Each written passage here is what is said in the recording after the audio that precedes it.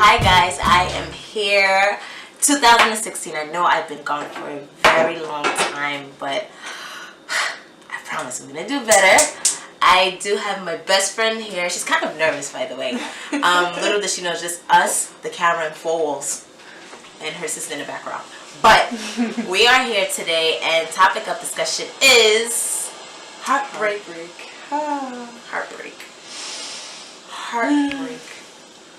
So we were having a discussion, and I don't even want to spoil it for you guys. So basically what heartbreak is about, you know, we've all been in relationships. We've had our young love so far. What do you say?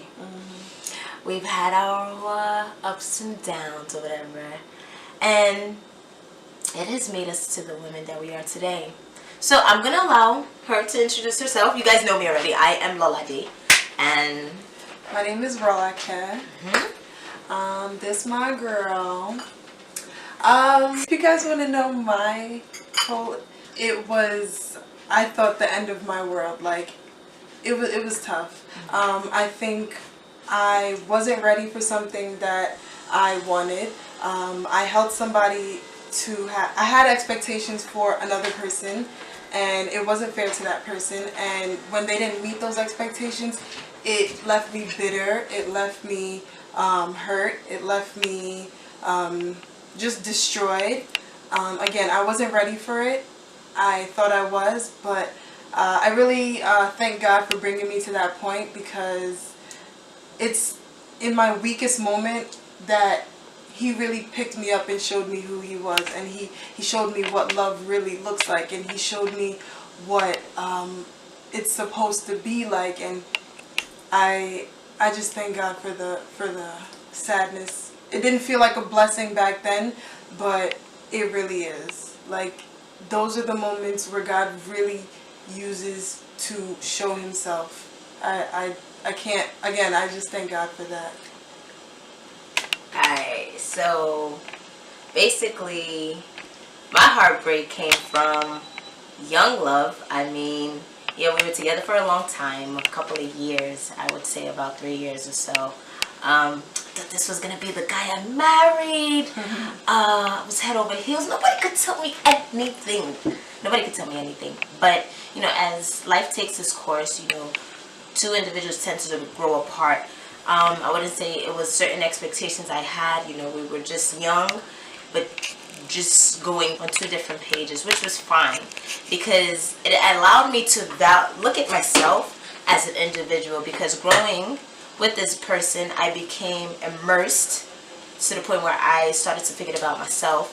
I was always ambitious, but I would put that person before.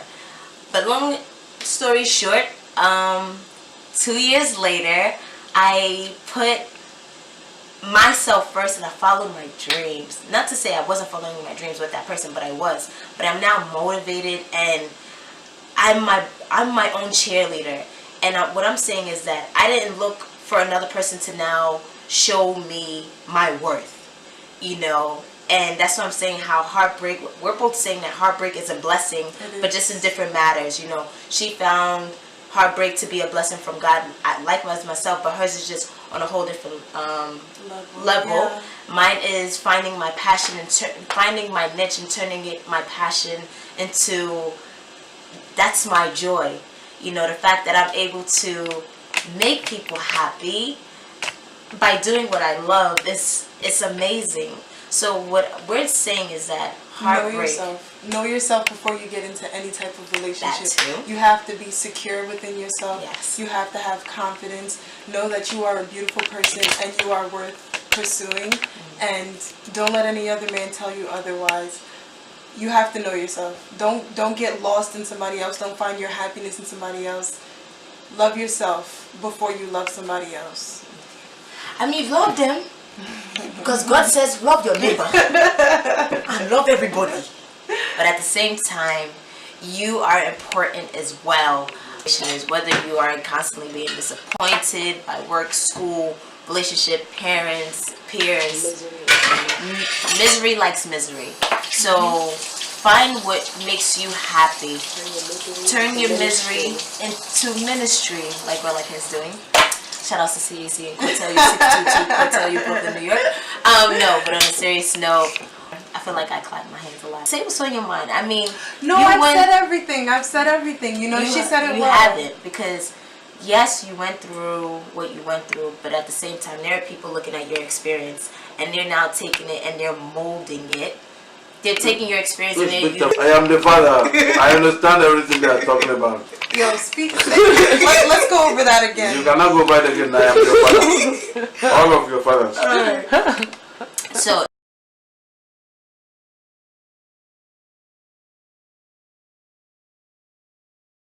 what is your advice for, I would say, younger girls, because we're now at the age of 23. I mean, we gotten our hearts broken at a pretty tender age. I mean, there's still women out there that are getting their hearts broken at 30, 35, even the married ones. But put yourself first, you know? Just figure out what makes you happy. Heck, if it's drawing, go ahead and draw. If you are singing in the shower, sing that note, girl. Sing that note. Word. Just do what makes you happy. So, in your spare time, what do you do? In my spare time, honestly, because I see you working out a little bit. I work out. I work out. I do ministry work. That's what I like to do. I try to fill my mind with things that are focused on Christ. It keeps me sane. It keeps me normal. Again, working out. It's another great stress reliever. I thank God I'm back in school. I keep busy. I am not going to put my life on hold for somebody else ever again. That's what I did before, and it didn't work out for me.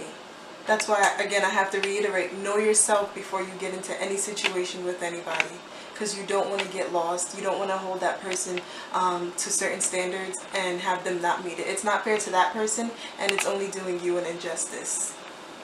I guess what I can say is for myself, Traveling the world. I would say in these last 2 years, I have traveled. Golly. And I would say more than 10 times. Yeah, for the most part. Like in 2015 alone, I went to California. I went to Mexico. London. I went to London. Nigeria. I went to Nigeria twice in less than 4 months. Where else did I go? I went to DC. I went to Rhode Island last year. Live your life. I mean, I found joy just going and being away from my comfort zone. And what I found the most amazing is the fact that I'm able to pass my own boundaries, in the sense that things that I never expected that I would enjoy or I would ever do, I'm doing. You know, or another person telling me, no, I don't think you should do that. I'm YOLOing. Is that even a word? But I really am. Is a word. I'm YOLOing right now. I am living my life.